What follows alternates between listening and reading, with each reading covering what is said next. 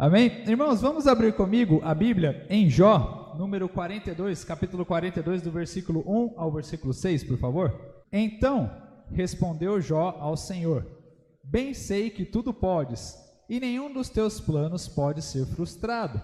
Quem é aquele, como disseste, que sem conhecimento encobre o conselho? Na verdade, falei do que não entendia, coisas maravilhosas demais para mim, coisas que eu não conhecia. Escuta-me, pois havias dito, e eu falarei. Eu te perguntarei, e tu me ensinarás?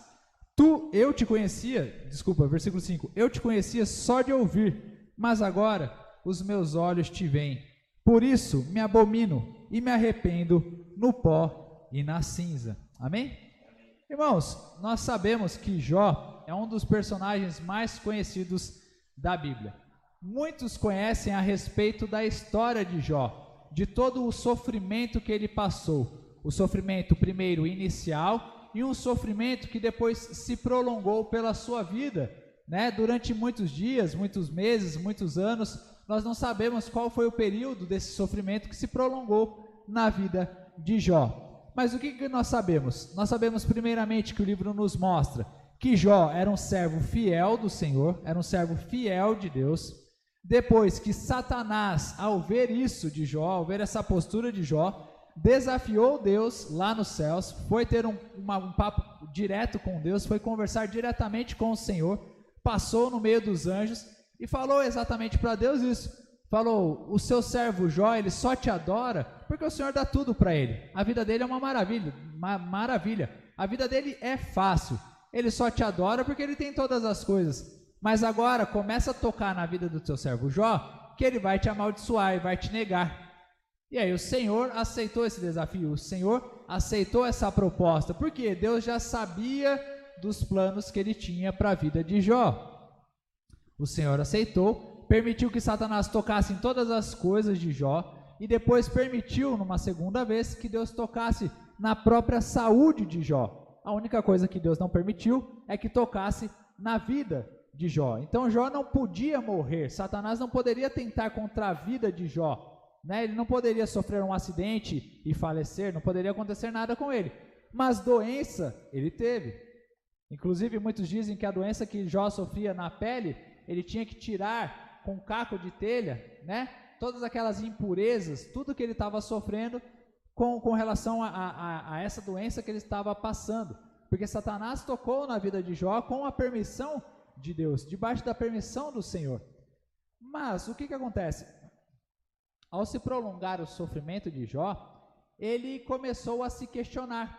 Principalmente, os amigos dele fizeram ele levantar questionamentos a respeito de Deus, a respeito do porquê que Deus estava permitindo ele passar por aquela situação, do porquê que Deus estava fazendo essas coisas acontecerem.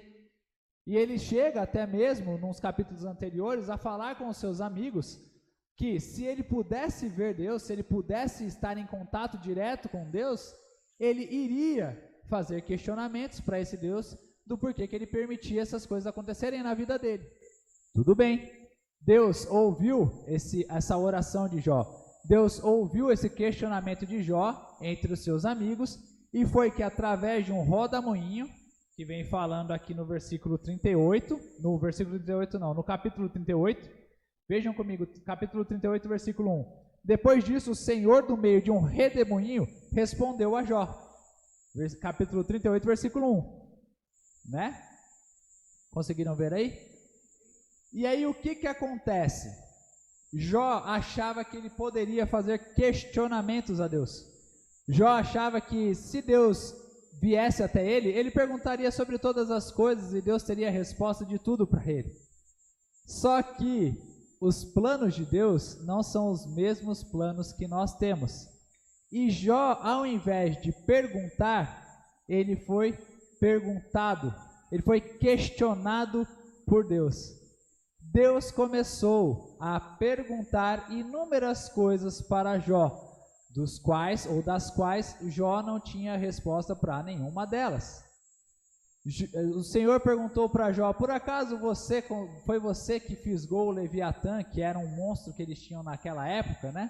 e inúmeras outras coisas, ele começava a perguntar: por acaso foi você que colocou a terra suspensa? Por acaso foi você que estava no início? Foi você que estabeleceu os firmamentos na terra? Por acaso, Jó, você sabe disso, disso ou daquilo? E Jó, ao invés de obter respostas de Deus, ele teve muito mais perguntas e dúvidas a respeito de Deus. Mas de uma coisa, Jó teve absoluta certeza, e ele encontrou a resposta mais necessária que ele estava precisando naquela hora, que era a certeza de que nós servimos a um Deus extraordinário, a certeza de que nós servimos a um Deus gigante, a um Deus maravilhoso, a um Deus tremendo.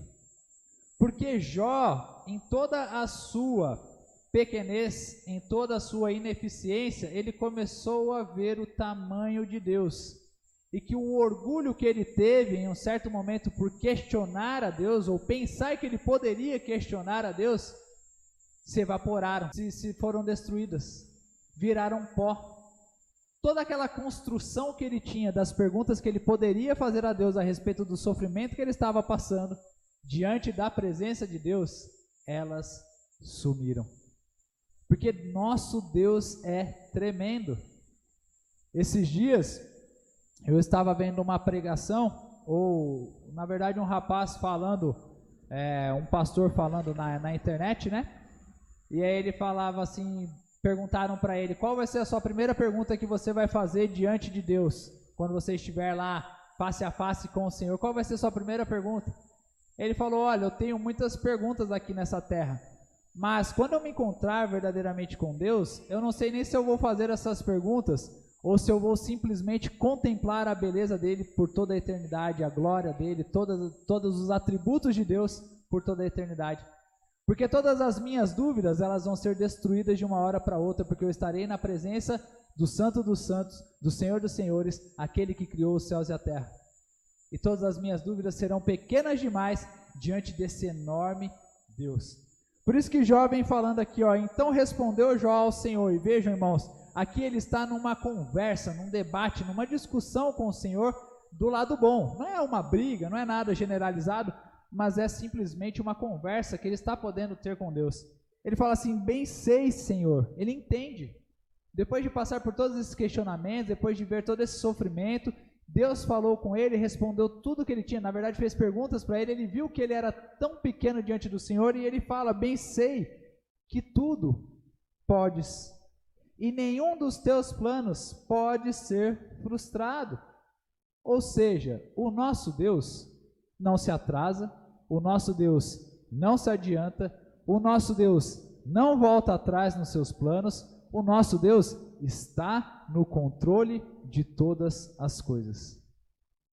O nosso Deus não perdeu o controle, o nosso Deus continua sendo o mesmo Deus de Jó para as nossas vidas.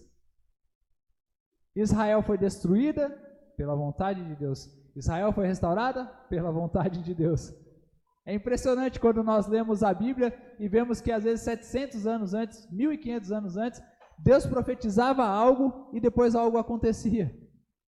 Imagina, irmãos, 400 anos antes você profetizar, falar de algo e outro e depois acontecer depois de certo tempo. Essa é a beleza do nosso Deus, essa é a magnitude do nosso Deus. E aí ele vem falando aqui, ó: quem é aquele, como disseste, que sem conhecimento encobre o conselho? Ou seja, Jó está querendo falar aqui assim o seguinte: quem é a pessoa neste mundo, quem é o ser neste universo que consegue encobrir os conselhos de Deus? Ninguém pode. A visão de Deus é ilimitada. A nossa visão está limitada a tempo e espaço. Se vocês colocarem algo aqui, ó, eu não consigo ver o que está acontecendo, mas quem pode encobrir os conselhos do Senhor? Quem pode encobrir a visão dele, se ele enxerga todas as coisas? Super-homem tem visão de raio-x. Imagina a visão do nosso Deus, que sonda até mesmo os nossos corações, o que nós estamos sentindo, o que nós estamos pensando. Deus é maravilhoso, Deus é tremendo. E aí ele vem falando aqui, ó: na verdade, falei do que não entendia, coisas maravilhosas demais para mim, coisas que eu não conhecia. Por que que ele está falando isso aqui, Jó? Em um determinado momento, ele se questionou a respeito de Deus, a respeito de quando eu puder encontrar Deus, eu vou perguntar para ele. Se ele estivesse aqui, eu perguntaria para ele por que eu estou passando por isso, porque eu não tenho pecado, não está acontecendo nada comigo, eu sou um homem justo, eu sou um homem correto, mas mesmo assim eu estou passando por problemas. Porque os amigos de Jó falavam para ele, olha, você tem pecado, hein? Você tem alguma dificuldade aí, tem alguma coisa na sua vida que você não está confessando, porque Deus não permite que um justo passe por dificuldades. E aí ele fala para os amigos, se eu pudesse conversar com esse Deus, eu conversaria com ele, porque minha vida está completamente certa, estou correto, mas ainda assim estou passando por sofrimentos. E aí ele vem falando, quando falei aquilo, Senhor, na verdade, falei do que não entendia, porque o sofrimento de Jó foi algo além de uma punição e uma disciplina de Deus para a vida dele. Na verdade, era um desígnio do próprio Deus, era uma vontade, um plano de Deus para a vida de Jó. Imaginem, irmãos, se não fosse o livro de Jó para nós hoje. E é um baita de um livro, né? A gente poder entender sobre o sofrimento nas nossas vidas. A gente vê que mesmo em meio ao sofrimento, Deus tem o controle de todas as coisas e que Ele continua nos amando e não nos abandona. E apesar de todo esse sofrimento que Jó passou, tudo foi feito para trazer este livro. Tudo estava no propósito de Deus ao escrever este livro. E aí ele vem falando aqui, escuta-me, pois havias dito, e eu falarei, eu te perguntarei, e tu me ensinarás. Aqui é ele replicando, é ele mostrando novamente o que o próprio Deus já tinha falado para ele. Que era o quê? Quando Deus se aproximou de Jó, Deus falou, agora Jó, você é que me ensinarás, eu é que farei as perguntas para você, se é que você pode. Você está todo orgulhoso no alto da sua sabedoria, se perguntando? Então me responda. E aí eu pergunto para os irmãos, será que nós muitas vezes não somos assim com relação ao nosso Deus? Muitas vezes nós nos questionamos, passamos por uma situação de aperto e a primeira coisa que nós fazemos realmente é a reclamação. Deus, por que comigo? Deus, por que assim? Deus, não é verdade? Eu recentemente passei por uma situação de ter um tumor. E eu fiz esses questionamentos assim como Jó fez. Deus, eu estou todo certo, eu estou querendo ser pastor e isso daí acontece na minha vida, Pai. Por que, Senhor? Por quê? Por quê? Por quê? Por quê? Por quê? Nós nos questionamos. E aí simplesmente Deus nos mostra, porque eu quero que o milagre seja feito através da sua vida. Às vezes nós pensamos que podemos perguntar para Deus, e Deus vai nos perguntar ou já tem as respostas para nós, né? Porque nada pode pegar Deus de surpresa. Mas ele vem falando aqui, ó, e é o encerramento, né? Nos versículos 5 e 6, que eu acho essa parte extremamente linda. Eu acho essa parte extremamente bonita com relação a esses versículos e a história de Jó. Que ele fala assim, Senhor, eu te conhecia só de ouvir, mas agora os meus olhos te veem. Por isso me abomino e me arrependo no pó e na cinza. Irmãos, o que está acontecendo aqui? Jó estava com um certo orgulho, uma certa petulância diante de Deus, pensando que quando ele encontrasse Deus, ele poderia questionar e se perguntar de todas as coisas, porque ele estava justo ou justificado diante de Deus para apresentar as suas perguntas. Eu estou sofrendo, eu sou um homem correto, eu sou um homem justo. Senhor, como o Senhor permite um justo sofrer? Seria a pergunta natural de Jó. Mas Deus tinha a resposta para ele que era, por que não através da sua vida, Jó, fazer a minha obra?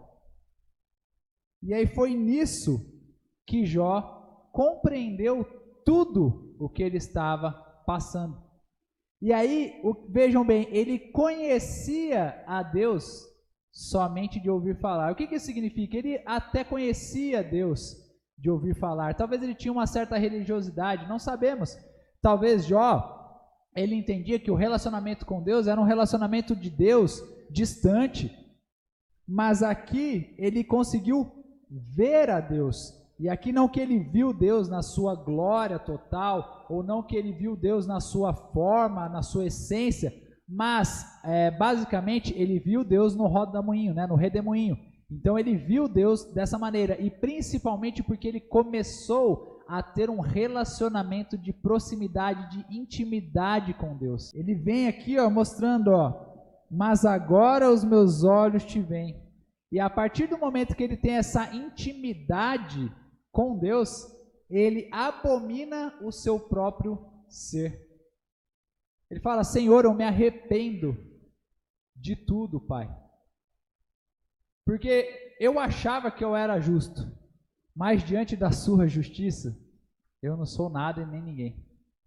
Eu achava que eu era correto e certo, mas diante da sua retidão, eu sou completamente torto. Eu achava que eu era bom, mas diante da sua bondade, eu sou o mal. E isso é o que acontece também nas nossas vidas quando nós entendemos e quando nós vemos a realidade do Evangelho de Jesus Cristo. Porque muitas vezes nós, no mundo mesmo, nós estamos cheios da nossa própria justiça. Quantas e quantas pessoas não entendem a mensagem do Evangelho, não entendem que precisam de um Salvador, porque elas pensam que elas são boas. É só morrer uma pessoa que todo mundo fala: esse aí foi para o céu. Ah, ele era uma boa pessoa, ele não fazia o mal para ninguém. Porque diante da nossa justiça humana, que é tão falha, tão errada, nós achamos que qualquer ato de bondade é o suficiente para alcançar o céu, é o suficiente para alcançar a bondade de Deus. Mas quando nós olhamos para a perfeição de Jesus, quando nós olhamos para a bondade de Jesus, nós também nos abominamos e falamos: Senhor, como eu sou pecador diante de Ti. Senhor, eu não sou merecedor de tamanha graça, eu não sou merecedor de tamanha bondade. Por isso, meu Pai, eu me arrependo, me abomino e cancelo a minha velha natureza, coloco ela no pó e na cinza, porque diante do Senhor todas as coisas são como pó. Tudo nessa terra diante do nosso Deus é como pó e cinza. Está sofrendo? É pó e cinza diante da glória da vida eterna. Está passando por necessidades, lutas? É pó e cinza diante do tamanho do Deus ao qual nós servimos, que pode nos ajudar nas nossas batalhas e que vence as nossas batalhas por nós. Tudo diante do nosso Deus é simplesmente pó e cinza. Tem títulos? Pó e cinza, assim como Paulo falava. Todos os meus títulos são como nada diante de Cristo, perto de Cristo. Eu abdico de todos eles para ter a Cristo. Eu não sou nada. Essa é a nossa atitude que devemos ter diante do Senhor nas nossas orações. A humildade de buscar a Deus, a humildade de saber que Ele tem as respostas para nós. De perguntarmos: Senhor, o que está acontecendo comigo? Senhor, me ajuda. E muitas vezes, irmãos, o Espírito Santo dentro de nós, ele vai nos trazer perguntas, dos quais nós não saberemos as respostas, e para nós mesmos, nós falaremos e nos acalmaremos: aquieta o seu coração, porque o Senhor continua no controle de todas as coisas. Nós não temos as respostas acerca dessa pandemia, por que ela está acontecendo. Talvez um ou outro possa falar: quando eu estiver diante de Deus, eu vou perguntar o porquê que essa pandemia aconteceu. Mas diante do nosso Deus, não vão ter perguntas, somente a resposta de que Ele é o que é. Amém?